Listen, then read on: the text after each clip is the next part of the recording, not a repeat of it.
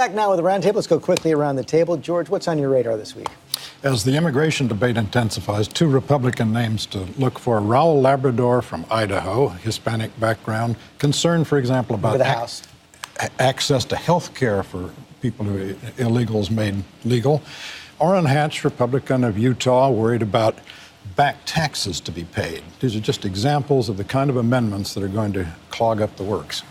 Okay, the Fed getting wimpy. A few months back, we had the Fed seeming to send strong signals that it was really going to do everything it could to boost the economy, to boost employment, that it was not worried about inflation.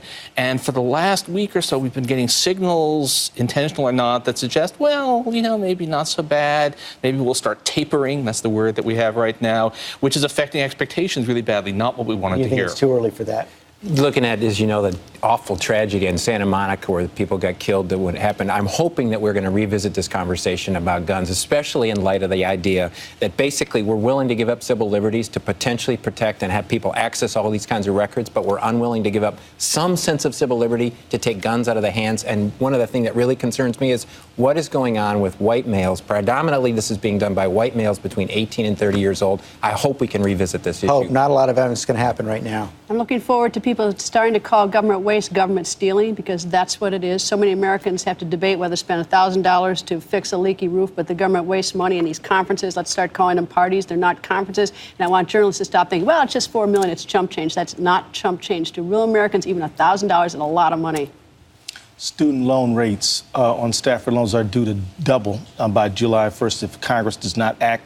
I'm hoping people will say something. We've got to try to make sure that the university doors stay open and people are not priced out. What has happened? Do you think that's going to move by the end of the month? Well, you know what? I'm mentioning it to you because I'm hoping and doing everything I can to get us to focus. But it's not just the interest loan rates doubling. It's also just the general cost of going to college. It's beyond what most Americans can pay for. You can't work your way through college anymore today. And I know you're going to stick around and answer questions on our Web Extra coming up. Thank you all for a terrific discussion today. And now we honor our fellow Americans who serve and sacrifice. This week, the Pentagon released the names of 7 soldiers killed in Afghanistan.